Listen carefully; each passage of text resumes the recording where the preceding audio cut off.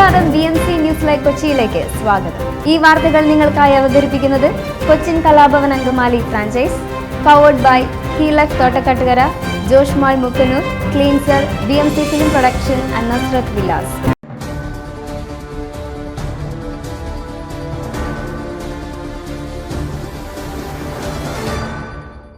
Polling ഡ്യൂട്ടിയിലുള്ള ഉദ്യോഗസ്ഥർക്ക് തപാൽ വോട്ടിന് അവസരം. പോളിംഗ് ഡ്യൂട്ടിയിലുള്ള ഉദ്യോഗസ്ഥർക്ക് നിശ്ചിത സമയപരിധിക്കുള്ളിൽ തപാൽ വോട്ടിന് അപേക്ഷിക്കാമെന്ന് മുഖ്യ തെരഞ്ഞെടുപ്പ് ഓഫീസർ സഞ്ജയ് കൗൾ. തിരഞ്ഞെടുപ്പ് ഡ്യൂട്ടിയിലുള്ള ഉദ്യോഗസ്ഥർ ഫോം 12 തിരഞ്ഞെടുപ്പിന് 7 ദിവസം മുൻപ് വരണാധികാരിക്ക് അപേക്ഷ സമർപ്പിക്കണം.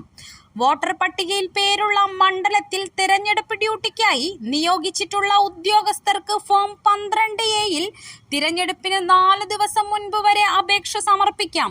വരണാധികാരികൾ അപേക്ഷകന് form 12B election duty certificate നൽകും.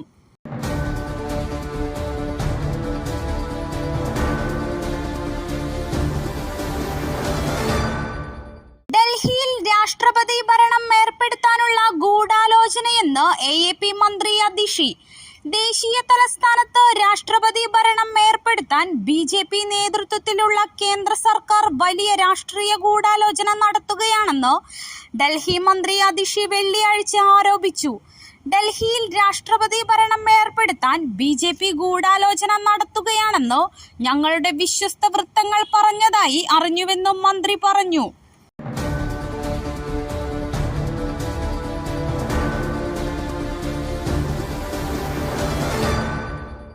ജസ്ന തിരോധാന കേസ് CBI അന്വേഷണ ഉദ്യോഗസ്ഥൻ നേരിട്ട് ഹാജരാകണമെന്ന് തിരുവനന്തപുരം CJM കോടതി.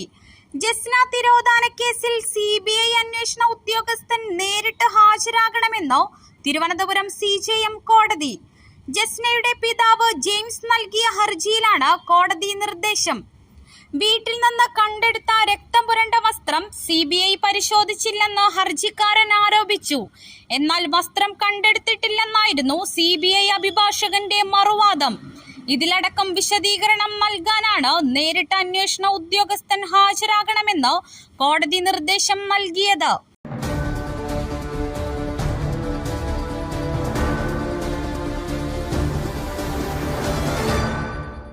ബുദ്ധമതം വേറിട്ട മതം, ഹിന്ദുക്കൾ മതം മാറാൻ അനുമതി തേടണമെന്ന് ഗുജറാത്ത് സർക്കാരിന്റെ സർക്കുലർ. ബുദ്ധമതത്തെ പ്രത്യേക മതവിഭാഗമായി കണക്കാക്കി ഗുജറാത്ത് സർക്കാർ ഉത്തരവിട്ടു.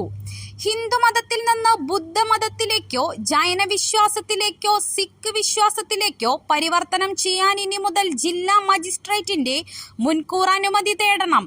ഗുജറാത്ത് മത സ്വാതന്ത്ര്യ നിയമം 2003 അടിസ്ഥാനമാക്കിയാണ് സംസ്ഥാന സർക്കാരിന്റെ നീക്കം.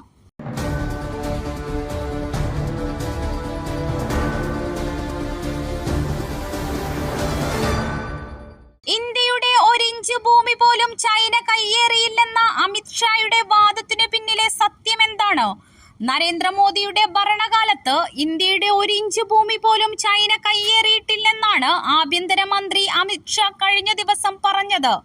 അസമിലെ ലഖിംപൂർ മണ്ഡലത്തിൽ തെരഞ്ഞെടുപ്പ് റാലിയെ അഭിസംബോധന ചെയ്തു സംസാരിക്കവെയാണ് അദ്ദേഹം ഇത്തരത്തിലൊരു പ്രസ്താവന നടത്തിയത്. ചൈനയുടെ ആക്രമണം ഉണ്ടായപ്പോൾ അസം വിട്ടുപോയ നെഹ്റുവിനെ ഒരിക്കലും മറക്കില്ല. എന്നാൽ BJP സർക്കാർ രാജ്യത്തിന്റെ അതിർത്തികൾ സംരക്ഷിക്കുകയാണ് ചെയ്തതെന്നും അമിത്ഷാ പറഞ്ഞു.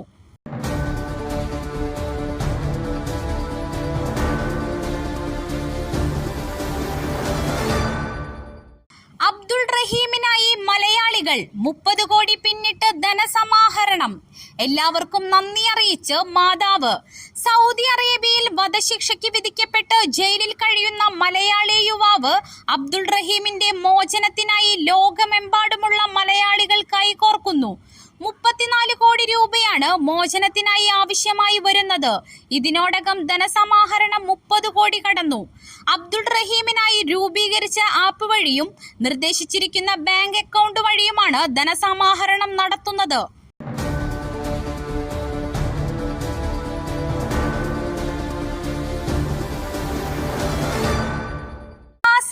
കേസ് മുഖ്യമന്ത്രിക്കും വീണയ്ക്കുമെതിരെ കേസെടുക്കണമെന്ന ഹർജിയിൽ വിധി 19.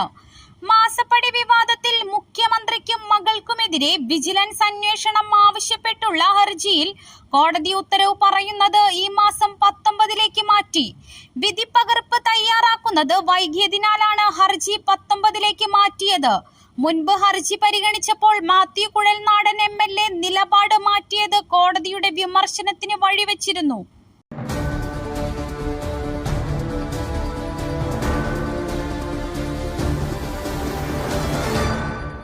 മലപ്പുറത്ത് പട്ടാപ്പകൽ വീട്ടിൽ കയറി സ്ത്രീയെ കെട്ടിയിട്ടു കവർച്ച, 15 പവൻ സ്വർണം നഷ്ടമായി.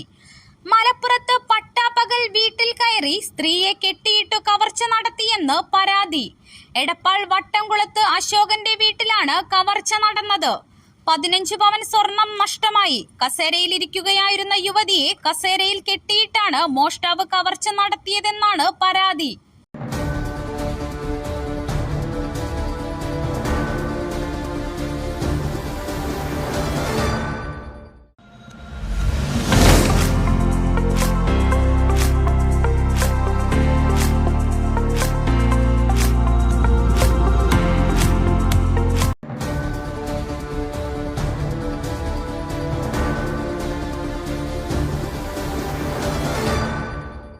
മറ്റൊരു വാർത്തയുമായി കണ്ടുമുട്ടുന്നതുവരെ നന്ദി.